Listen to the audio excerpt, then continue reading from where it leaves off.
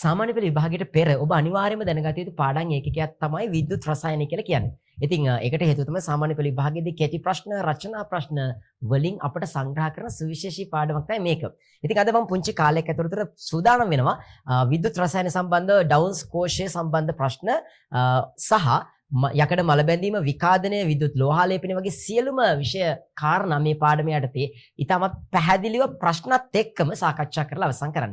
ඉතින් මම හිතනවා මේ වීඩියෝ එක අවසන් කරනතුරු නැරඹුවොත් මෙවර සාමාන්‍ය පෙළ විභාගයේදී ඔබට විශේෂ ලකුණක් ගන්න පුළුවන් මේ පාඩමින් එන ප්‍රශ්නෙට.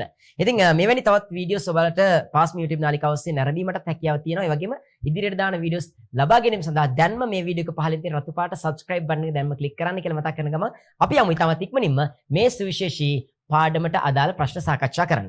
ඉතින් මම මේ පාඩමේ තියෙන පළවෙනිම මාතෘකාව තමයි අපි තෝරගත්තේ විද්‍යුත් රසායනික කෝෂ සම්බන්ධව ඩවුන්ස් කෝෂය. මේක ඩවුන්ස් කෝෂය කියන්නේ හේතුව තමයි මේක ඔස්සේ අපට පුළුවන් හැකියාවක් තිබුණා සෝඩියම් නිෂ්පාදනය කරන්න. සෝඩියම් කියන ලෝහය නිෂ්පාදනය කිරීම සඳහා භාවිත කරන සුවිශේෂී ඇටුමක් තමයි මේ තියෙන්නේ. ඉතින් මම ඉස්සෙල්ලම මේකේ ප්‍රශ්න වලට යන්න කලින් පුංචි මතක් කිරීමක් කරන්න මේකෙදි මොකද්ද වෙන්නේ කියන එක සහ මේකෙදි අපි කරන්න බලාපොරොත්තු වෙන්නේ මොකද්ද කියලා. ඉතින් මේකේ නම තමයි ඩවුන්ස් කෝෂය. මේක 3Dව තමයි තියෙන්නේ. මේක මෙහෙම කළා මැදින් කැපුවට පස්සේ පේන හරස් කඩක් තමයි මේ තියෙන්නේ. ඉතින් මේක ඔස්සේ අපිට බලා ගන්න පුළුවන් උඩින්ම දාලා තියෙනවා අමුද්‍රව්‍ය. අමුද්‍රව්‍ය විදිහට දාන්නේ විලීන වූ ඒ කියන්නේ ද්‍රව බවට පත් කරලද සෝඩියම් ක්ලෝරයිඩ් කියන ද්‍රාවණයක් තමයි මේ පුණියලේ ඔස්සේ පහළට ලැබෙන්න සලස්වන්නේ. ඉතින් මේකෙන් පහළට ආවට පස්සේ අපිට බලා ගන්න පුළුවන් ඉලෙක්ට්‍රෝඩ දෙකක් තියෙනවා වගේ. නමුත් මේක දෙකක් නෑ. මේක රවුමට තියෙන එක පැත්තේ කැපුවට පස්සේ මේක ඇත්තටම දික්කඩක් තියෙන. මෙහෙම කැපුවට පස්සේ අපිට මේක තැන් දෙකකදී බලා ගන්න පුළුවන්. ඉතින් මෙතන මේ තියෙනවා වානේ. මේකට අපි කියනවා කැතෝඩය. මේක අපි කැතෝඩේ විදිහට තමයි පාවිච්චි කරන්නේ. මේ කැතෝඩය මේක ඍණාරෝපිතයි. ඒ වගේම ඇනෝඩය විදිහට අපි පාවිච්චි කරන්නේ මිනිරම්. මේක ඇනෝඩය. ඇනෝඩේ තියෙන මැද ඒක හොඳට මතක තියාගන්න. ඇනෝඩේ මැද කැතෝඩය විදිහට වානේ ක්‍රියාත්මක වෙනවා. මෙතන වානේ දැල් ප්‍රාචීරයක් තියෙනවා. ඒකට ප්‍රධානම හේතුව තියෙන මම හිතා චුට්ටකින් කියන්න. මොකද මේ ඇනෝඩේ ළඟ යම්කිසි ප්‍රතික්‍රියාවක් වෙනවා. මේ ප්‍රතික්‍රියාවේ ප්‍රතිඵලයක් විදිහට ක්ලෝරින් වායුව පිටවීමක් සිද්ධ වෙනවා. ඒ වගේම මේ කැතෝඩේ ළඟ සිද්ධ වෙන ප්‍රතික්‍රියාවේ ප්‍රතිඵලයක් විදිහට ද්‍රව තත්වයේ සෝඩියම් ලෝහය ලබා ගැනීමේ හැකියාවක් තියෙනවා. ඉතින් මේ සෝඩියම් සහ ක්ලෝරින් ආයෙත් එකිනෙක හා ගැටුනොත් ප්‍රතික්‍රියා වෙලා නැවත වතාවක් මේ අමුද්‍රව්‍ය විදිහට දාපු සෝඩියම් ක්ලෝරයිඩ් ලැබෙන නිසා තමයි මේ වානේ දැල් ප්‍රාචීරය දාලා තියෙන්නේ. මේක හරහා හට ගන්නා ක්ලෝරින් වායුව මෙහෙම උඩට ගිහිල්ලා මෙතෙන් එළියට එනවා. ඒක ද්‍රව සෝඩියම් සමග නැවත ප්‍රතික්‍රියාවක් සිද්ධ වෙන්නේ නැහැ. ඉතින් මේක තමයි සමස්ත ප්‍රතික්‍රියාව. දැන් මම මේකෙදී එක එක තැන්වල සිද්ධ වෙන අර්ධ අයනික ප්‍රතික්‍රියාව සහ පූර්ණ අයනික ප්‍රතික්‍රියාව සහ මේකෙදී තවත් වැදගත් දේවල් ටිකක් තියෙනවා ඔයාලා දැනගන්න ඕනේ. ඒවා මම මේ ප්‍රශ්න ඔස්සේ සාකච්ඡා කරන්නම්. ඉතින් පළවෙනියට දීලා තියෙනවා මේ කෙසේ හැඳින්වේද? මේ හඳුන්වන්නේ ඩවුන්ස් කෝෂය කියලා. ඉතින් මම වෙලාව යන නිසා මම උත්තර ටිකක් ලියාගෙන තියෙනවා. ඒක ඔයාලට පැහැදිලි කරගන්න පුළුවන්. මෙහි ඇනෝඩේ කැතෝඩේ සහ විද්‍යුත් විච්ඡේදය නම් කරන්න. මම මතක් කරා කැතෝඩේ විදිහට වානේ ක්‍රියාත්මක වෙනවා. මිනිරම් විදිහට ක්‍රියාත්මක වෙන්නේ ඇනෝඩේ මිනිරම් කැතෝඩේ වානේ සහ විද්‍යුත් විච්ඡේදය විදිහට පාවිච්චි වෙනවා. මෙතනදී මේ ද්‍රාවණයේ විදිහට අපි දාන්නේ විලීන වූ සෝඩියම් ක්ලෝරයිඩ්. විලීන සෝඩියම් ක්ලෝරයිඩ් තමයි අපි දාලා තියෙන්නේ. කියන්නේ ඒක ජලයත් එක්ක මිශ්‍ර කරලා නෙවෙයි කෙලින්ම සෝඩියම් ක්ලෝරයිඩ් ඒක ද්‍රව තත්ත්වයට පත් කරලා තියෙනවා. මෙතෙන්දි තව දෙයක් තියෙනවා ඔයාලා දැනගන්න. මේ විලීන සෝඩියම් ක්ලෝරයිඩ් කියන්නේ එයා ද්‍රව තත්ත්වයට පත් කරලා කියලා කිව්වනේ. ඒ කියන්නේ සාමාන්‍ය සෝඩියම් ක්ලෝරයිඩ් ද්‍රව තත්ත්වයට පත් කරන්න සෙල්සියස් අංශක 800ක වගේ උෂ්ණත්වයක් ඕන වෙනවා. නමුත් මේක ඇත්තටම ඉහළ උෂ්ණත්වයක් නිසා මේක අඩු කරගන්න පුළුවන් නම් ඒක ගොඩක් වටිනවා. ඉතින් මේ අඩු කිරීම සඳහා අපි පාවිච්චි කරනවා එක්තරා සුවිශේෂී සංයෝගයක් කැල්සියම් ක්ලෝරයිඩ් CaCl2. මේක දැම්මට පස්සේ මේ සෝඩියම් ක්ලෝරයිඩ් තියෙන තැනට අඩු උෂ්ණත්වයකදී ද්‍රව කිරීමට හැකියාවක් තියෙනවා. සාමාන්‍යයෙන් 800 600යි සෙල්සියස් වගේ දක්වා උෂ්ණත්වයේ අඩු මට්ටමකදී ද්‍රව කරන්න පුළුවන්. ඒතර අපට අඩු ශක්තියකින් එයා ද්‍රව තත්ත්වයට පත් කරගන්න පුළුවන්. ඒකත් පොඩ්ඩක් මතක තියාගන්න. කැල්සියම් ක්ලෝරයිඩ් තමයි සංයෝගය මේ සඳහා පාවිච්චි කරන්නේ. හරි. ඉතින් අපි යනවා ප්‍රශ්න අංක 2 ඉවරයි. තුන්වෙනි එක විද්‍යුත් විච්ඡේදයේ පවතින අයන සඳහන් කරන්න කියලා කියනවා. අපි දන්නවා විද්‍යුත් විච්ඡේදයේ සෝඩියම් ක්ලෝරයිඩ්, ඒ කියන්නේ සෝඩියම් ධන සහ ක්ලෝරයිඩ් නැත්නම් Cl ඍණ අයන තියෙනවා. ඇනෝඩ ප්‍රතික්‍රියාව සහ කැතෝඩ ප්‍රතික්‍රියාව වනවා. ඇනෝඩය ධනට යන්නේ ඍණ, ක්ලෝරයිඩ් අයන Cl2 හැදිලා ඉලෙක්ට්‍රෝන දෙකක් පිට කරනවා. මෙහි ඉලෙක්ට්‍රෝන දෙකක් නිසා මෙහි Cl දෙකක් දානවා බැලන්ස් කරන්න. මේ පැත්තේ ආරෝපණය ඍණ දෙකක්, මේ පැත්තේ ආරෝපණය ඍණ දෙකක් වෙලා තියෙනවා. කැතෝඩය ඍණට යන්නේ ධන සෝඩියම් ප්ලස් ඉලෙක්ට්‍රෝනයක් ලබාගෙන සෝඩියම් ලික්විඩ් එක නැත්නම් ද්‍රව සෝඩියම් හැදෙනවා. ඉතින් මේ දෙක එකතු කරාට පස්සේ අපිට බලා ගන්න පුළුවන් සමස්ත ප්‍රතික්‍රියාව නැත්නම් සමස්ත විද්‍යුත් විච්ඡේදන ප්‍රතික්‍රියාව ක්ලෝරයිඩ් දෙකක් හැදෙනවා. මෙතනදී Cl දෙකක්. ඒ නිසා මේ පැත්ත ඍණ දෙකක් වෙන නිසා මේ පැත්ත 101 සෝඩියම් ධන අයනයක් දැම්මොත් බැලන්ස් නැති නිසා අපි සෝඩියම් දෙකක් දානවා. ඒ වගේම බැලන්ස් වෙන සෝඩියම් දෙකක් දානවා ක්ලෝරින් වායුව පිට වෙනවා. එතකොට අපිට බලා ගන්න පුළුවන් මේ ප්‍රතික්‍රියාවේ ඩවුන්ස් කෝෂයේ ඵල දෙකක්. එකක් තමයි වායු බුබුලු පිට වෙනවා. නැත්නම් ක්ලෝරින් වායුව පිට වෙනවා. ඒ වගේම සෝඩියම් ලික්විඩ් එක නැත්නම් ද්‍රව සෝඩියම් ලබා ගැනීමේ හැකියාවක් තියෙනවා. x හා y ඵල ලෙස දක්වා ඇත්තේ මොනවද කියලා අහනවා. x අපි කතා කරා සෝඩියම්, y කියන්නේ සෝඩියම්, x කියලා කියන්නේ උඩින් පිට වෙන වායුව ක්ලෝරින්. මම මේ සම්බන්ධව කලින් මතක් කරා. මම කලින් කිව්වා මේ වානේ දැල් ප්‍රාචීරයක් දාන්න හේතුව ඇනෝඩේ ක්ලෝරින් සහ කැතෝඩෙන් සෑදෙන සෝඩියම් එකිනෙක ප්‍රතික්‍රියා කරලා නැවත සෝඩියම් ක්ලෝරයිඩ් හැදීම වැළැක්වීම තමයි අපි මේ වානේ දැල් ප්‍රාචීරයක් දාලා බලාපොරොත්තු වෙන්නේ. ඉතින් මේ වීඩියෝ එක ඉතාමත් වැදගත් වීඩියෝ එකක්. අවසන් වෙන තුරු නරඹන්න මේකේ ගොඩක් දේවල් ඉතාමත් පුංචි කාලයකදී කියලා දෙනවා. ඔයාලට පුළුවන් අවශ්‍ය වෙලාවක වීඩියෝ එක නතර කරලා නැවත නැවත මෙනෙහි කරන්න සහ මතක් කරන්න මොන හරි දෙයක් තිබ්බොත් ෂෝට් නෝට් එකක් ගන්න පුළුවන් කමක් තියෙනවා. ඒ වගේම නිෂ්පාදන ක්‍රියාවලියේදී අමුද්‍රව්‍ය ලෙස භාවිත කරන මම කලින් කිව්වා සෝඩියම් ක්ලෝරයිඩ් විලීන වන්නේ 840යි. 840 මට්ටමේදී ආ ද්‍රව තත්ත්වයටපත් වෙනවා. ඉතින් ඒක ඉහළ උෂ්ණත්වයක්. ඉතින් මේක 600 දක්වා පහළ හෙලීමට භාවිත කරන බල උපක්‍රමයක් මම කිව්වා. මේ සෝඩියම් ක්ලෝරයිඩ් සමග 140ක් වගේ ගොඩක් නෙවෙයි 140ක් වගේ ප්‍රමාණයක්. ඒ කියන්නේ මේවා 100ක් පාවිච්චි කරනවා නම් මම දැන් දාන්න යන කැල්සියම් ක්ලෝරයිඩ් 40ක් වගේ පාවිච්චි කරලා 140ක් පාවිච්චි කරලා තිබුණොත් අපිට පුළුවන් ඒක උෂ්ණත්වය අඩු මට්ටමකදී එයා ද්‍රව තත්ත්වයටපත් කරන්න. ඉතින් එහෙම වුණොත් අපිට ගොඩක් ශක්තිය ඉතුරු කරගන්න පුළුවන් මේ කර්මාන්තයේදී. ඇත්තට මේක කර්මාන්තයක්. මොකද සෝඩියම් නිෂ්පාදනය කරන සෝඩියම් වල විද්‍යාගාර වලට ඕන සෝඩියම් භාවිත අවස්ථා මම පහල දාලා තියෙනවා. ඒවා අපි කියන්න මේ වගේ සෝඩියම්ගෙන් වැඩක් ගන්න නම් සෝඩියම් ලෝහය හදා ගන්න ඕන. එහෙනම් මේ ඩවුන්ස් කෝෂය කියන එක කර්මාන්ත ශාලාවක් විදිහට පවත්වාගෙන යද්දී අපිට ගොඩක් ශක්තිය වැය වෙනවා. ඒක අවම කරන්න තමයි අපි මේ වගේ දේවල් භාවිතා කරන්නේ. හරි. මෙහි ප්‍රධාන ඵලය වන්නේ සෝඩියම්. මම කලින් කිව්වා වගේ. අතුරු ඵලය ක්ලෝරින්. විවිධ වායු නිෂ්පාදනය සඳහා භාවිත කරනවා. සෝඩියම් වලින් ලැබෙන ප්‍රයෝජන තුනක්. පළවෙනි එක තමයි මම දාලා තියෙනවා සෝඩියම් වාෂ්ප ලාම්පු නිෂ්පාදනය සඳහා. මේව මතක තියාගන්න අනිවාර්යයෙන් මම ඒ විදිහටම කියන මොහොම මතක තියාගන්න. සෝඩියම් වාෂ්ප ලාම්පු නිෂ්පාදනය සඳහා සිසිලන කාර්යයක් විදිහට අපි සිසිලන කාරකයක් විදිහට සෝඩියම් පාවිච්චි කරනවා. ඒ වගේම කලිසම් රෙදි, ඒ කියන්නේ ඩෙනිම් කලිසම් වල වර්ණ ගැන්වීම කටයුතු සඳහා ඔය ඉන්ඩිගෝ වර්ණය විශේෂයෙන්ම එච්චර ඕනේ. ඔයාලා මතක තියාගන්න කලිසම් වල රෙදි කලිසම් රෙදි වල වර්ණ ගැන්වීම සඳහා සෝඩියම් ලෝහය පාවිච්චි කරනවා කියලා දල වශයෙන් මතක තියාගන්න පුළුවන්. ඔන්න සෝඩියම් ලෝහයේ ප්‍රයෝජන තුනක් කිව්වා. ඒ තුන ඔහොම මතක තියාගන්න. ඊළඟට ක්ලෝරින් වායුවේ භාවිත අවස්ථා හතරක්. අපි දන්නවා ක්ලෝරින් භාවිතා කරනවා නිතරම මොනවාද? පානීය ජලයේදී බැක්ටීරියා විනාශ කිරීමට, ඊළඟට කඩදාසි පල්ප රෙදි විරංජනය කිරීම සඳහා පාවිච්චි වෙනවා. ඔහොම මතක තියාගන්න. ඒ වගේම HCl අම්ලය නිෂ්පාදනය කිරීම සඳහා HCl කියද්දී එතන Cl තියෙනවා. ඒ කියන්නේ ක්ලෝරින් ඕන වෙනවා අපිට HCl නිෂ්පාදනය කිරීම සඳහා. PVC ප්ලාස්ටික් වගේ දේවල් නිෂ්පාදනය කිරීම සඳහා අපිට ක්ලෝරින් වායුව වැදගත් වෙනවා. ඉතින් මේ භාවිත අවස්ථා හතර අඩුම තරමේ මතක තියාගන්න ගොඩක් වැදගත් වෙනවා විභාගයේදී. කෙටි ප්‍රශ්න වගේම රචනා ප්‍රශ්නවලදී. ඊළඟට ඔන්න අපි දැන් එක ප්‍රශ්නයක් අවසන් කරා. කියන්නේ ඩවුන්ස් කෝෂය සම්බන්ධව කතාව මෙතනින් සමාප්තයි. ඩවුන්ස් කෝෂය කියන්නේ විද්‍යුත් රසායනික කෝෂයක් විද්‍යුත් විච්ඡේදනය පාවිච්චි කරලා ඒ වගේම කර්මාන්ත ශාලාවක් විදිහට සෝඩියම් කර්මාන්ත ශාලාව තුල සෝඩියම් නිෂ්පාදනය ක්‍රියාවලිය මෙතනින් අවසන්. ওই වගේ ප්‍රශ්න තමයි විභාගෙදී අහන්න හැකියාවක් තියෙන්නේ. දැන් මම එනවා මේ විද්‍යුත් ලෝහාලේපනය ගැන කතා කරන්න. විද්‍යුත් ලෝහාලේපනය කියන්නේ විද්‍යුත් විච්ඡේදනයේදී භාවිත අවස්ථාවක්. ඒ විද්‍යුත් විච්ඡේදනයේම තමයි. නමුත් මෙතෙන්දී අපි ඇනෝඩේ විදිහට පාවිච්චි කරන්නේ සුවිශේෂී ලෝහයක්. ඒ ලෝහය දිය වෙලා ගිහිල්ලා එහා පැත්තේ ලෝහේ ආලේප වෙනවා විද්‍යුත් වශයෙන්. අපි ලෝහය ආලේපනය කරන නිසා අපි මේකට කියනවා විද්‍යුත් ලෝහාලේපනය කියලා. ඉතින් විද්‍යුත් විච්ඡේදනය යොදා ගනිමින් යම් පෘෂ්ඨයක් මත තුනී ලෝහ ස්තරයක් ආලේප කිරීම විද්‍යුත් ලෝහාලේපනය නම් වේ.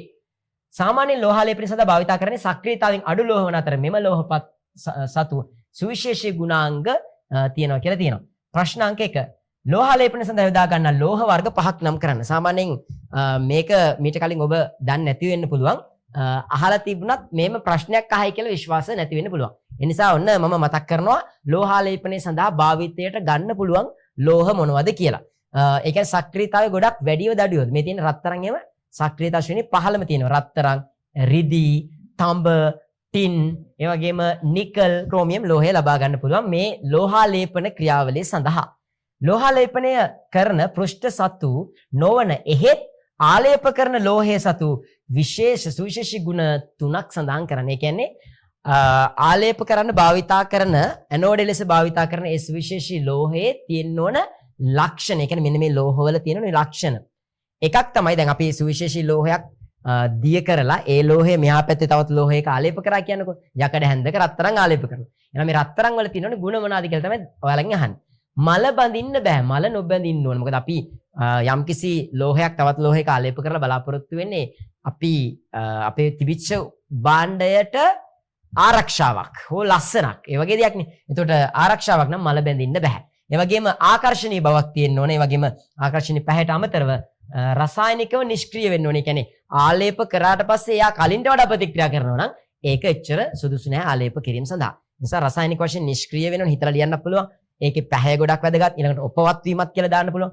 ආකර්ෂණීය පැහැය, උපවත් බව තියෙන්න ඕන. මල නොබැදීම වගේ දේවල් ඔයාලට මෙතෙන්දී මතක තියාගන්න පුළුවන්.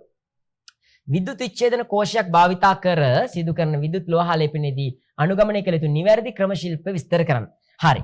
දැන් මම මේකට අවශ්‍ය රූප සටහනක් එක්කම පැහැදිලි කරන්න මෙන්න මේක. හරි. මේක දිහා හොඳට බලන්න. මේ තමයි විද්‍යුත් ලෝහාලේපනයේදී අපි භාවිතා කරන ඇටවුම. මෙතනදී අපි දැනගන්න ඕන ඇනෝඩ් ඒ විදිහට පාවිච්චි කරලා තියෙන තඹ තමයි දිය වෙලා තඹ ගිහිල්ලා මේකේ ආලේපන වෙනවා. යකඩ හැන්ද තියෙනවා කැතෝඩ් ඒ විදිහට ඒකේ ආලේපීමක් තමයි සිද්ධ වෙන්නේ. එතකොට මෙතෙන්දී අනිවාර්යයෙන්ම දැනගන්න ඕන ආලේප කරන්න ඕන උපකරණය කැතෝඩ් ඒ විදිහට සම්බන්ධ කරන්න ඕනේ. ඒ කියන්නේ කෝෂේ ඍණාග්‍රයට කෝෂේ ධනාග්‍රයට ඇනෝඩ් ඒ විදිහට ඒ අදාළ ලෝහය රත්තරන් රිදි තඹ ඒක සම්බන්ධ කරන්න ඕන. ඒ වගේම විද්‍යුත් විච්ඡේදය විදිහට අපි පාවිච්චි කරන්නේ ඒ අදාළ ආලේප කරන්න ඕන ද්‍රව්‍ය තඹවල ලවණයක්. ඒ කියන්නේ කොපර්නේ තඹ කියන්නේ කොපර් සල්ෆේට් පාවිච්චි කරන්න පුළුවන්. ඒ විදිහට ඒ අදාළ කෙනාගේ සල්ෆේටය පාවිච්චි කරන්න පුළුවන් ලවණයක් විදිහට විද්‍යුත් විච්ඡේදය විදිහට. ඉතින් මේව තමයි ප්‍රධානම ලක්ෂණ.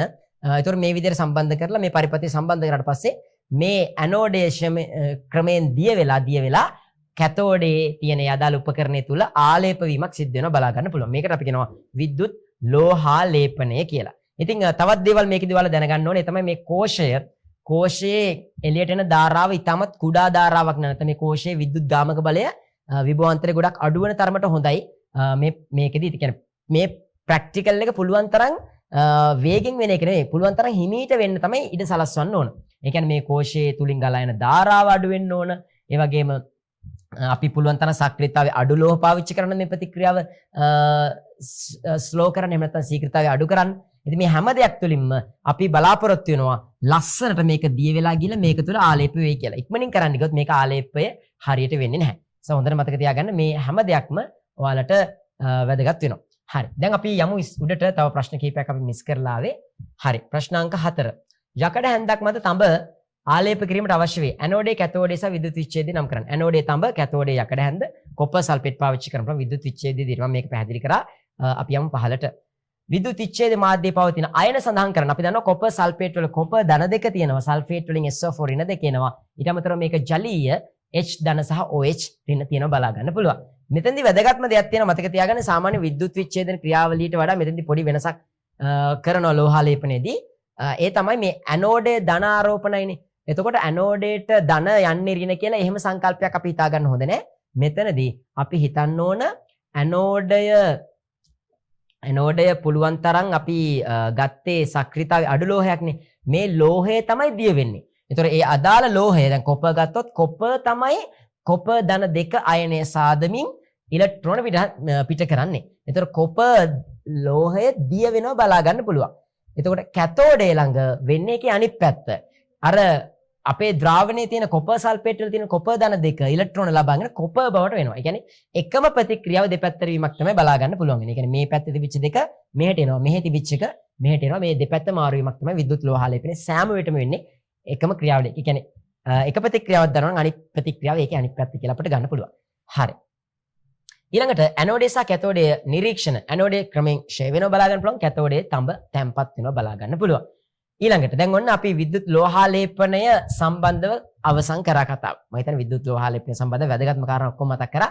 දැන් අපි එනවා ඊළඟ මාතෘකාවට මේ විද්‍යුත් රසායනය කියන පාඩමේ. ඒ තමයි විද්‍යුත් යකඩ විකාදනය කියන මාතෘකාව. ඉතින් යකඩ විකාදනය වෙන එක ඇත්තටම හොඳද නැද්ද? යකඩ විකාදනය වෙන එක බහුල වශයෙන් හොඳ ප්‍රතික්‍රියාවක් නැත්නම් හොඳ ප්‍රතිඵලයක් නෙවෙයි. හරි. ඉතින් අපි ඊටා ප්‍රයෝජනවත් ලෝහයක් වන යකඩ ශීඝ්‍රයෙන් විකාදනයට නැත්නම් මල බැඳීමට ලක්වීම අපට අවාසිය. ඔව්. ඒ අනුව යකඩ විකාදනය පාලනය කිරීම අත්‍යවශ්‍ය වෙනවා. යකඩ විකාදනය ශීඝ්‍රතාවයේ කෙරෙහි අම්ල භෂ්ම ලවණ කෙසේ බලපාන්නේද කියලා තියෙනවා. හරි. දැන් මම ලියලා තියෙනවා අම්ලවල බලපෑම්. හොඳට මතක තියාගන්න. අම්ල ආම්ලික මාධ්‍යයක් තුල යකඩ ශීඝ්‍රයෙන් ප්‍රතික්‍රියා කරලා නැත්නම් යකඩ විකාදන ශීඝ්‍රතාවය වැඩි වෙනවා.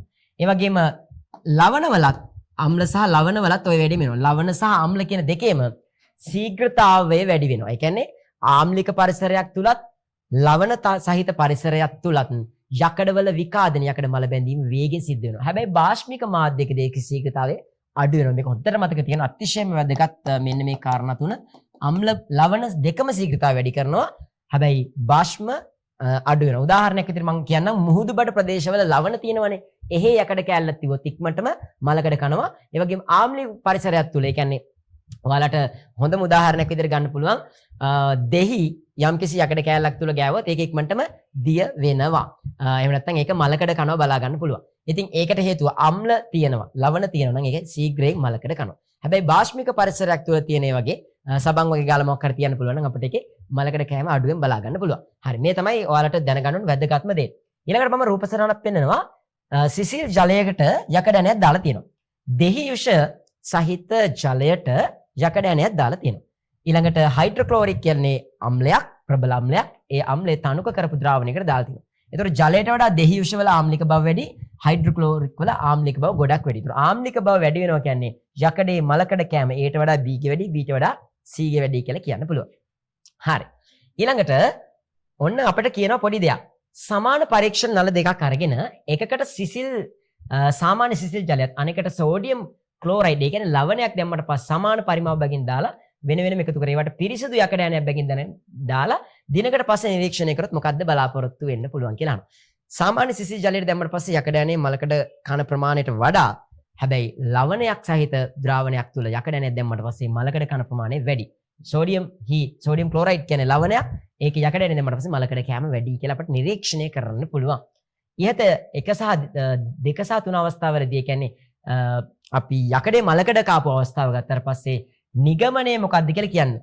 නිගමනය තමයි අම්ල සහ ලවණවලදී මල බැඳීමේ ශීඝ්‍රතාවය වැඩි. අපි කලින් කිව්වා වගේ අම්ලවලත් ලවණවලත් මලකඩ කෑමේ හැකියාව වැඩි කියලා අපිට මෙතනින් නිගමනයකට එන්න පුළුවන්. මෙන්න තවත් පොඩි රූපයක් තියෙනවා සාමාන්‍ය සිසිල් ජලය සහ මේකේ තියෙන්නේ දැන් සෝඩියම් හයිඩ්‍රොක්සයිඩ් කියන්නේ ප්‍රබල භෂ්මයක්. ඒක තනුක කරලා තියෙන ජලය දාලා. ඉතින් මේකේ දෙකේම යකඩ ඇණයක් දාලා තියෙනවා. අපෙන් අහනවා නිරීක්ෂණ. ඒගේ සාමාන්‍ය ජලය මල බැඳී ඇත්ත අපිට බලා ගන්න පුළුවන්. මොකද ඒක ජලය තුල අපි සාමාන්‍යයෙන් මලකඩ කනවා. ජලය තිබ්බන් පස්සේ මොකද අපි දන්නවා ජලය ඔක්සිජන් තිබ්බට පස්සේ ඒක මලකඩ කනවා. ජලය මලකඩ කනවා දින කිහිපයකින් පස්සේ. හැබැයි සෝඩියම් හයිඩ්‍රොක්සයිඩ් දාලා තිබුණ ඒ වගේම යකඩ ඇණයක මලකඩ බැඳිලා නැහැ. මල බැඳිලා නැහැ. ඒකෙන් අපිට ගන්න පුළුවන් නිගමනය තමයි සෝඩියම් හයිඩ්‍රොක්සයිඩ් කියන භෂ්මයක් බාෂ්මික මාධ්‍ය තුල මලකඩ කෑම ගොඩක් අඩුයි කියලා අපිට ඔප්පු කරන්න පුළුවන්. ඉතින් භෂ්ම මගින් මලකඩ කෑම ශීඝ්‍රතාව අඩුයි කරයි කියලා කියන්න පුළුවන්. මල බැඳීමට අවශ්‍ය සාධක යකඩ සමග ගැටීම වැළැක්වීම මගින් මල බැඳීම වළක්වා ගන්න පුළුවන්. අන්න හොඳ කතාවක්. යකඩයක් මල බැඳීම වළක්වා ගන්න අපිට පුළුවන් යකඩ මල බඳින්න හේතු වෙන සාධක නිරාවරණය වෙන්නේ වළක්වන්න ඕනේ. ඒ කියන්නේ අපි කිව්වොත් ඔක්සිජන්, ජලය වගේ දේවල් යකඩත් එක්ක ගැටෙන එක වැළක්වුවා නම් යකඩ මලකඩ කන්නේ නැහැ කවදාවත්ම. ඉතින් අපිට අනුගමනය කරන්න පුළුවන් ක්‍රියාමාර්ග දෙකක්. එකක් තමයි යකඩ මත එක්ක තෙල්, ග්‍රීස්, තින්ත වගේ දේවල් ආලේප කරන්න පුළුවන්. එතකොට ජල වාෂ්ප සහ ඔක්සිජන් එක්ක ගැටීම ගොඩක් අඩු වෙලා මලකඩ කන එක අඩු වෙනවා. ඒ වගේම යකඩ ගැල්වනයිස් කරන්න පුළුවන්. ඒ කියන්නේ සිංක් ලෝහය ආලේප කරන්න පුළුවන් යකඩවල විදුලි ආලේපනේ අපි කලින් කතා කරා. ඉතින් එහෙම කරොත් යකඩ ආරක්ෂා වෙනවා. මොකද යකඩට එළියෙන් තමයි සිංක් ලෝහය තියෙන්නේ. ඉතින් එතනදී යකඩේ ආරක්ෂා වෙනවා. සිංක් ලෝහය තමයි ක්ෂය වීමක් වෙන්නේ. ඉතින් යකඩ ආරක්ෂා කරන හොඳ ක්‍රමයක් විදිහට එකක් ගන්න පුළුවන්. ඉතින් දැන් මම කියලා දෙනවා ගොඩක් අයට ලොකු ගැටලුවක් වෙලා තියෙන මෙන්න මේ ප්‍රැක්ටිකල් එක. යකඩ විකාදනය කෙරෙහි ද්විලෝහ නැත්නම් තවත් ලෝහ යක් සමග මිශ්‍ර වෙලා තිබොත් ගැටිලා තිබොත් යකඩේ ආරක්ෂා වෙනවද? යකඩේ විකාදනය වෙනවද කියන එක ගොඩක් අයට තියෙන ප්‍රශ්නයක්. ඉතින් මේ ප්‍රැක්ටිකල් එක දැක්කට පස්සෙත් ගොඩක් අයට ඔළුව රෙදෙනවා. නමුත් මම දැන් කියලා දෙන්නම් කොහොමද මේකෙදි ඊටමත් පහසුවෙන්ම තීරණයකට එන්නේ යකඩේ මලකඩ කයිද යකඩේ ආරක්ෂා වේද කියලා. ඉතින් සක්‍රියතා ශ්‍රේණිය මම මෙතන ලියලා තියෙනවා බලා ගන්න පුළුවන්. Sodium, potassium, sodium, calcium, magnesium, aluminium, zinc, යකඩ, පොට්ටසෝම, කැලීම් මැදින් ඇලන් සමග සිනාසිසි යන විට ඔහොම කියලා ඔයාලා මතකයේ තියෙන එක කවි සින්දු වලින් මේක මතක තියන් ඉන්න. එතකොට යකඩ තියෙනවා මෙන්න මෙතන. මේ තියෙන ප්‍රතික්‍රියාශීලීත්වය වැඩිම කෙනාගේ සිට අඩුම කෙනා දක්වා තවත් තියෙනවා. යකඩේ හොයාගත්තනේ. යකඩයත් එක්ක ඊට උඩින් ප්‍රබලයක් සම්බන්ධ කරලා තිබ්බොත් යකඩය ආරක්ෂා වෙනවා. ඒට උඩින් ඉන්න කෙනාගේ ප්‍රතික්‍රියාශීලීත්වය වැඩි නිසා එයා ෂය වෙලා ගිහලා යකඩය ආරක්ෂා වෙනවා. ඒතර යකඩේ කැතෝඩේ විදියට එනවා. ඇනෝඩේ විදියට ගන්න මේ උඩ තියෙන ලෝහ ඕනම එකක්. ඒතර එයා ඇනෝඩේ මෙයා කැතෝඩේ. කැතෝඩේ විදියට යම්කිසි කැතෝඩේ විදියට යකඩය ආරක්ෂා වෙන නිසා අපි මේ වගේ ප්‍රතික්‍රියාවලට අපි කියනවා කැතෝඩිය ආරක්ෂණ ක්‍රමය කියලා කියනවා. ඉතින් අපි ගැන කතා කරනවා. ඉතින් අපි ද්විලෝහයක් යකඩයත් එක්ක තව ඕනම ලෝහයක් මිශ්‍ර වෙලා තියදී අපි බලන්න ඕනේ යකඩයට උඩින්ද එයා ඉන්නේ යකඩයට යටින්ද කියලා. යකඩයට උඩින් නම් ඒ අදාළ ලෝහයේ තියෙන්නේ යකඩේ ආරක්ෂා වෙනවා සුපිරියටම. යකඩයට පහළින් නම් ඒ අදාළ ලෝහයේ තියෙන යකඩයට ෂොට් එක හම්බ වෙනවා. යකඩේ විකාදනය වෙලා යනවා. හරි. දැන් අපි බලමු මේක දැන් ප්‍රැක්ටිකල් එකක් විදිහට කරන්න යන්නේ. ඒතකොට මේ ප්‍රැක්ටිකල් එකේදී අපි බලන්න ඕනේ යකඩේ මලකඩ කාලද නැත්නම් යකඩේ මලකඩ කාලා නැද්ද කියලා. ඉතින් ඒකට අපිට දැන් යකඩේ මලකඩ කෑවද කියලා නිරීක්ෂණය කරන්න ටික දවසක් යනවා. ඉතින් මේකට ලේසිම දෙයක් තමයි මේ ජෙලි මාධ්‍යයක් හදාගෙන පෙට්‍රි දීසයකට මම දැන් ඊළඟට කියන්නම් ජෙලි මාධ්‍යයක් කොහොමද හදාගන්නේ කියලා. ජෙලි මාධ්‍යයකට යකඩ ඇණයක් දාලා තිව්වන් පස්සේ යකඩය විකාදනය වෙනවා නම් එතන අනිවාර්යයෙන්ම Fe ධන දෙක තියෙන්න ඕනේ. ඒ කියන්නේ යකඩය විකාදනය වෙනවා මෙන්න මෙතන. මෙතන තියෙන්න ඕනේ යකඩේ විකාදනය වුණාට පස්සේ හැදෙනවා Fe ferrous හැදෙනවා. එතන Fe ධන දෙක හැදෙනවා. මේ Fe ධන දෙක තියෙන තැන වර්ණ විපර්යාසයක් පෙන්නන කෙනෙක් අපි මෙතනට දැම්ම නම් හරි. පොටෑසියම් පෙරිසයනයිඩ් දාලා තියෙනවා. එතකොට එයාගේ විශේෂත්වය තියෙන්නේ නිල් පැහැයක් පෙන්නනවා. Fe ධන දෙක තියෙනවද? එතන නිල් පාටයි. ඒක තමයි අපිට නිල් පාට වෙනවා නම් එහෙනම් බලා ගන්න පුළුවන්. ඒ කියන්නේ යකඩේ විකාදනය වෙලා. ඒ වගේම රෝස පාට වෙනවා නම් යම් කිසි තැනක් ඒකට හේතුව මම කියන්නම් මෙහෙමයි. දැන් මේක ඇතුලේ තියෙනවා ජලය. මේ ජලය මොකද යකඩ මල බඳින්දී ජලය දෙනවනේ. ජලය විකාදනය වෙලා ජලය ප්‍රතික්‍රියා කරනවා මෙහෙම OH අයන හයදනවා නම්. ඒ කියන්නේ OH හයිඩ්‍රොක්සිල් අයන තියෙනවා නම් හයිඩ්‍රොක්සිල් අයන තියෙනවා කියන තැනින් අපිට අඳුර ගන්න පුළුවන් මෙතනදී ෆිනොප්තලින් වගේ එකක් දාලා තිබ්බොත් ෆිනොප්තලින් හයිඩ්‍රොක්සිල් අයන OH ඍණ අයනත් එක්ක රෝස පැහැයක් පෙන්වනවා. ඉතින් අපිට අඳුර ගන්න පුළුවන් හයිඩ්‍රොක්සිල් අයන තියෙනවා නම් එතන ජලය ප්‍රතික්‍රියා කරලා තියෙනවා කියලා. යනවා මේ රෝස පාට තියෙනවා නම් හයිඩ්‍රොක්සිල් අයන තියෙනවා. නිල් පාට වෙනවා නම් ෆෙරස් තියෙනවා. ඒ කියන්නේ යකඩේ විකාදනය වෙලා කියලා අපිට අදහසක් ගන්න පුළුවන්. හරි. එහෙනම් මෙන්න මේක තමයි ප්‍රැක්ටිකල් එකෙන් දැන් කරන්න යන්නේ. මෙන්න අපිට තියෙනවා A B C D E F කියලා දේවල් කීපයක් තියෙනවා අපිට බලා ගන්න පුළුවන්. A කියලා තියෙනවා එතන පැහැ මොකද්ද කියලා අපි දන්නේ බලමු. පිරිසිදු යකඩ දැන් තියෙනවා. මෙන්න මැග්නීසියම් දාලා තියෙනවා. සිංක් දාලා තියෙනවා. කොපර් EM ලෙඩ් දාලා තියෙනවා බලා ගන්න පුළුවන්. ඉතින් අපිට A B C D කියලා තියෙනවා. අපි බලමු මොකද්ද මේ ප්‍රශ්න වලින් අපෙන් අහන්නේ කියලා. ප්‍රශ්න අංක A. මෙහි පෙට්‍රි දීසිය වල අඩංගු ජෙලි මාධ්‍ය සාදාගන්නේ කෙසේද? ඉතින් මම හිතන්නේ නෑ ඔයාලා හැමෝම දන්නවා කියලා මේ පෙට්‍රි දීසියක් තුල ජෙලි මාධ්‍යයක් හදාගන්නේ කොහොමද කියලා. පොඩි දල අදහසක් තියාගන්න මේක කොහොමද වෙන්නේ කියලා. ජලය ගන්නවා 250ක්. ජලය මිලිලිටර 250ක් නැත්නම් ඝන සෙන්ටිමීටර 250ක් ගන්නවා. අරගෙන මේකට දේවල් තුනක් දානවා. අංක එක තමයි පිනොප්තලින්. පිනොප්තලින් දාන්න එපා. දැන් මම කියවනේ පිනොප්තලින් දැම්මොත් නේ අපිට චෙක් කරගන්න පුළුවන් වෙන්නේ හයිඩ්‍රොක්සිල් තියෙනවා කියලා. පොටෑසියම් පෙරිසයනයිඩ් දාන්න ඕන. දාන්නේ බොහොම පොඩි ප්‍රමාණයක්. එක්ක දෙකක් එක්ක එකක් වගේ පොඩි ප්‍රමාණයක් තමයි දාන්නේ. ඊට පස්සේ මේ දෙක හොඳට රත් කරනවා. හොඳ රත් කරලා පස්සේ මේකට ඒගාර් දානවා ග්‍රෑම් 5ක් වගේ තාමත් පුංචි ප්‍රමාණයක්. ඒගාර් පුංචි ප්‍රමාණයක් දැම්මට පස්සේ පොඩි වෙලාවක් ඉවර පස්සේ මේක ජෙලිටිනියමය තත්ත්වයක්පත් වෙනවා. කියන්නේ මේක දැන් පෙට්‍රි දීසිය තුළ අපිට තියෙනවා බලා ගන්න පුළුවන්. ඇයි මොකද්ද මේකෙන් බලාපොරොත්තු වෙන්නේ? ඇයි ජලය දාන්න පුළුවන් නේ? ජලය විතරක් තියන්න පුළුවන්. ඇයි මේ ජෙලි මාධ්‍ය දාන්නේ? ජෙලි මාධ්‍යය තුළ විශේෂත්වය තියෙන්නේ ඒ හැදෙන අයන එතනම තියෙනවා. දැන් අපි ගත්තොත් පොටෑසියම් පෙරිසයනයිඩ් හමුවේ පෙරස් නිල් පාටයිනේ. එතකොට ෆෙරස් මුළු ද්‍රාවණයේ පුරාම ගියොත් හැමතැනම නිල් පාට තියෙනවා. නැත්නම් හැමතැනම රෝස තියෙනවා හයිඩ්‍රොක්සිල් අයන ගියොත් එහෙම. ඒ නිසා ඒ යකඩේ මල බඳින තැනදී අනිවාර්යයෙන්ම ෆෙරස් තියෙන්නේ. එතන එයා දිය වෙනවා. එයා එතනම ඉන්නවා. එතන තමයි නිල් පාට වෙන්නේ. එතකොට එතන නිල් පාටයි අනිත් තැන්වල රෝස පාට. අපිට ඒක වෙන වෙනම අඳුර ගන්න පුළුවන් ඉන්නේ. අයන එහෙම යන්නේ නැහැ. සැරසරන් එතනම ඉන්නවා. ඉන්න කිව්වොත් එතනට වෙලාම ඉන්නවා. හරි. දැන් 2 3 4 5 පෙට්‍රි දීසි වල A B C D E F ලෙස දක්වා ඇති ස්ථානවල වර්ණ මොනවාද කියලා අහලා තියෙනවා. දැන් අපිට පේනවා 1 2 3 4 කියන අවස්ථා දෙකේදී යකඩයත් එක්ක යකඩ වලට වඩා සක්‍රීයතාව වැඩි මැග්නීසියම් ලෝහය සහ සිංක් කියන ලෝහය මැග්නීසියම් සහ සිංක් වගේ ලෝහ දාලා තියෙනකොට යකඩේ ආරක්ෂා වෙනවා. යකඩේ විකාදනය වීමක් සිද්ධ වෙන්නේ නැහැ. ඒ කියන්නේ යකඩය තුල යකඩේ ෆෙරස් හැදෙන්නේ නැහැ. මෙතනත් ෆෙරස් හැදෙන්නේ නැහැ. ඒ කියන්නේ නිල් පාට බලා ගන්න බෑ. ඒ කියන්නේ මොන ප්‍රතික්‍රියාව විතරද වෙන්නේ?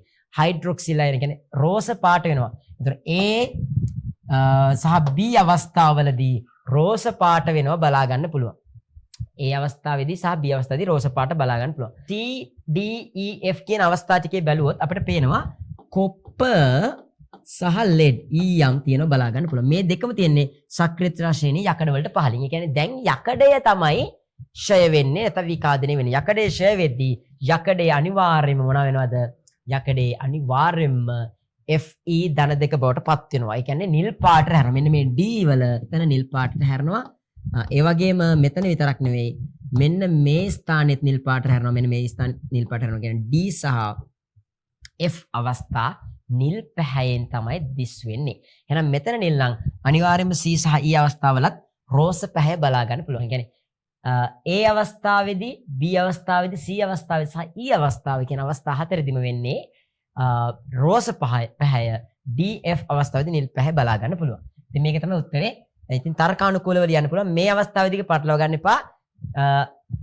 අපේ මුලින්ම අවස්ථාවේ පේනවා මෙතන තමයි අපිට Fe ධන දෙක තියෙන්නේ. ඒ කියන්නේ යකඩ විකාදනය වෙන්නේ. මෙතන නිල් පාට, මෙතන තමයි පොටෑසියම් පෙරිසයනයිඩ් ඉන්නේ. ඉතින් මෙතන නිල් පාට, මෙතන නිල් පාට, මෙතන නිල් පාටයි උඩ තියෙන්නේ. එතන අනිවාර්යයෙන්ම රෝස පැහැ වෙනවා බලා ගන්න පුළුවන්. හරි. එතකොට A B C E අවස්ථාවලදී රෝස පැහැ, DF අවස්ථාවලදී නිල් පැහැ බලා ගන්න පුළුවන්. හරි. ඊළඟට පළමු පෙට්‍රිදීසියේ ජෙලි මාධ්‍ය තුල ගිල්වා ඇති යකඩ ඇනේ වටා නිල් පැහැ සහ රෝස පැහැ වෙන්නේ කෙසේද කියලා තියෙනවා. ඉතින් අපි කලින් කිව්වා මෙතන හයිඩ්‍රොක්සිල් හැදෙනවා. ඒ නිසා ෆිනොප්තලින් සමග රෝස පැහැ පෙන්වනවා. පොටෑසියම් පෙරිසයනයිඩ් Fe ධන දෙකත් එක්ක නිල් පැහැ වෙනවා. ඒ කියන්නේ මෙතන තවදුරටත් උන ලියන්න පුළුවන්. මෙතන ඉලෙක්ට්‍රෝන ඔක්සිකරණය වෙනවා. මෙතන ඔක්සි ඒ කියන්නේ යකඩ ධන දෙක අයනයේ බවට පත් වෙන ඔක්සිකරණය වෙනවා. මෙතනදී ඉලෙක්ට්‍රෝන ලබාගෙන මොන වෙනවද? ඔක්සිහරණය වෙනවා. මෙන්න මේ ප්‍රතික්‍රියාව ඔක්සිහරණය වෙලා ජලය ඔක්සිහරණය වෙලා හයිඩ්‍රොක්සිල් අයන හැදෙනවා. ඒක රෝස පැහැ වෙනවා. යකඩ ඔක්සිකරණය වෙලා Fe ධන දෙක හැදිලා විකාදනය වෙනවා. ඒ නිසා එතන නිල් පැහැයක් වෙනවා කියලා ලියන්න පුළුවන්. ඉහත සෑම පෙට්‍රිදීසියකින් සිදුවන ඔක්සිකරණ අර්ධ ප්‍රතික්‍රියාව හෙවත් කැතෝඩීය ප්‍රතික්‍රියාව මම කව ජලය ඉලෙක්ට්‍රෝන ලබාගෙන ඔක්සිහරණය වෙනවා. ඔක්සිජන් එක්ක අපි දන්නවා මේ දෙකම අවශ්‍යයි විකාදනය වෙන්න. ඒතර මේ දෙකම වෙනකොට මේ දෙකම තියෙනකොට මේ දෙකකින් හයිඩ්‍රොක්සිල් හැදෙනවා. මේක ජලීය මාධ්‍ය තුල වෙන්නේ. ඒ වගේම අපට ඊළඟ ප්‍රශ්නෙන් අහනවා 2 සහ 3 මාධ්‍ය වල සිදුවන ඔක්සිකරණ ප්‍රතික්‍රියාව හෙවත් ඇනෝඩීය ප්‍රතික්‍රියාව ලියන්න අපි දන්නවා මැග්නීසියම් තිබ්බොත් මැග්නීසියම් ධන දෙක හැදෙනවා ඉලෙක්ට්‍රෝන පිට කරලා සිංක් තිබ්බොත් සිංක් ධන දෙක හැදෙනවා ඉලෙක්ට්‍රෝන පිට කරලා. 1 4 5 මාධ්‍ය වල සිදුවන ඇනෝඩීය ප්‍රතික්‍රියාව අර මුලින්ම තිබිච්ච වගේ නිල් පැහැ වුණේ. ඒ කියන්නේ අනිවාර්යයෙන්ම යකඩ දෙක ධන දෙක සහ ඉලෙක්ට්‍රෝන දෙකක් පිට කරනවා. මේක ඇත්තටම ඔක්සිකරණ ප්‍රතික්‍රියාවක් ඉලෙක්ට්‍රෝන පිට කරන නිසා. මෙහිදී ද්‍රව මාධ්‍ය වෙනුවට ජෙලි මාධ්‍ය භාවිතා කරන්නේ ඇයි කියලා අහනවා. මම කලින් කිව්වා ඇනෝඩේ සහ කැතෝඩේ අසල ඇති වන අයන එම ස්ථානවලදී රැඳී තිබෙන නිසා ඒවා හඳුනා ගැනීමට හැකියාවක් තියෙනවා. නැත්නම් අයන එහෙ මෙහෙ ගියොත් අපිට හොයා ගන්න බෑ. මෙතනදීද මේ ප්‍රතික්‍රියාව උනේ නැත්නම් වෙන කොහෙදද කියලා හොයා ගන්න බෑ. මොකද අයන හැදිලා එක එක තැන් වලට ගියොත් මේ වැඩේ හරියටම කරන්න බෑ. හරි. එහෙනම් ඔන්න අපිට ඇනෝඩේ කැතෝඩිය සම්බන්ධව සහ ප්‍රතික්‍රියා සම්බන්ධව අදහසක් ලැබුණා. දැන් අපි යනවා ඊළඟ ප්‍රශ්නෙට. මෙහි ඉහත 2 සහ 3 පෙට්‍රිදීසි වල ඇති යකඩ යන විකාදනය නොවි ආරක්ෂා වන අත 4 පහ පෙට්‍රිදීසි වල යකඩ විකාදනය වේ. ඔව් අපි දැන් ඒක කිව්වා කීප සැරයක්ම. අපෙන් අහනවා 2 3 පෙට්‍රිදීසි වල යකඩ යන්නේ විකාදනය නොවන්නේ ඇයි කියලා අහනවා. ඇයි විකාදනය නොවන්නේ? මම කලිනුත් කිව්වා යකඩ වලට වඩා සක්‍රියතාවයේ ලෝහ වැඩි මැග්නීසියම් සිංක් වගේ ස්පර්ශ වෙලා තිබ්බට පස්සේ ඒවා තමයි විකාදනය වෙන්නේ. යකඩය ආරක්ෂා වෙනවා. යකඩේ විකාදනය වෙන්නේ නැහැ. යකඩය ආරක්ෂා වෙනවා. ඒතර යකඩේ ආරක්ෂා වෙන මෙම ක්‍රියාවලිය හඳුන්වන්නේ කැතෝඩීය ආරක්ෂණය කියලා කිව්වා. ඒ වගේම ඉතිරි ඒ වගේ යකඩේ විකාදනය වෙන්නේ යකඩ වලට වඩා සක්‍රියතාවය අඩුයි. මෙන්න මේ දෙන්නගේ කියන්නේ එයාලාගේ වෙන්නේ බැවින් යකඩේ ඇනෝඩේ වෙලා යකඩේ විකාදනය වෙලා යනවා. යකඩේ කැතෝඩේ නෙවෙයි යකඩේ ඇනෝඩේ වෙලා ලොක්කා බවට පත් වෙලා යකඩේ විකාදනය වෙලා යනවා. එහෙනම් මේකෙදී යකඩේ විකාදනය වෙලා යනවා. එතකොට අපිට කියන්න පුළුවන් යකඩවල කැතෝඩී ආරක්ෂණය ක්‍රමයේ භාවිතයට ගන්න අවස්ථා දෙකක් ලියන්න. ඉතින් මෙන්න මේක ගොඩක් වැදගත් ප්‍රශ්නයක්. බාල්දි කටුකම්මි වල ඒ වගේම GI පයිප් බටවල ගැලොනයිස් කිරීමේදී අපි පාවිච්චි කරනවා මේ කැතෝඩී ආරක්ෂණ ක්‍රමය. එතෙන්දී අපි කරන්නේ සිංක් ලෝහය ආලේප කරනවා. ඔයාලා දැකලා ඇති බාල්දි ගත්තට පස්සේ සිංක් පාටයි සිංක් ලෝහයේ පාටයි දැකලා ඇති කටුකම්බි පයිප් බට ගත්තට පස්සේ GI වල සිංක් ලෝහය තමයි ආලේප කරලා තියෙන්නේ යකඩය ආරක්ෂා කිරීම සඳහා. ඊළඟට මුහුදේ යාත්‍රා කරන නැව්වල බඳට මැග්නීසියම් සිංක් ලෝහය කැබලි පැස්සීම තුලින් ඇත්තටම කැතෝඩ් ඒ විදිහට ක්‍රියාත්මක කරන යකඩේ. ඒතර යකඩේ ආරක්ෂා වෙනවා. අපි පාස්සන මෙන්න මේ සිංක් මැග්නීසියම් ඒවා තමයි සම්පූර්ණයෙන්ම ෂේ වෙලා යන්නේ. ඉතින් මේ ආකාරයට පුළුවන් අපට යකඩය ආරක්ෂා කරන්න. ඉතින් ඔන්න මේ විදිහට තමයි මේ විද්‍යුත් රසායන පාඩමේදී ඔබ දැනගත යුතු සාමාන්‍ය පෙළ විභාගයට කලින් වැදගත්ම දේවල් ටික මම මේ සාරාංශගත කරලා ප්‍රශ්නත් එක්ක සාකච්ඡා කරා. ඉතින් මම හිතනවා ප්‍රශ්නත් එක්ක සාකච්ඡා කරද්දී ඔයාලට දේවල් ගොඩක් දැනගන්න හැකියාවක් ලැබෙන්නේ නැති. ඉතින් තවත් වීඩියෝස් පාස්මි YouTube channel එකේ දාලා තියෙනවා. සයිදිරියට දාන්න බලාපොරොත්තු වෙමින් ඉන්නවා. ඉතින් ඒ වීඩියෝස් ඉක්මනින්ම ඉක්මනින් දාන සැනින් එසැනින් ලබා ගන්න පාස්මි YouTube නාලිකාව subscribe කරන්න දැම්ම යාළුවන්ටත් බලන්න මේ වීඩියෝ එක share කරන්න කියලා මතක් කරන ගමන් සමු ගන්නවා තවත් විශේෂ වීඩියෝ එකකින් ඔබත් සමග බලාපොරොත්තු වෙමින් එන සියලුම දෙනාට ජයග්‍රාහී අනාගතයක් හදවතින්ම ප්‍රාර්ථනා කරනවා.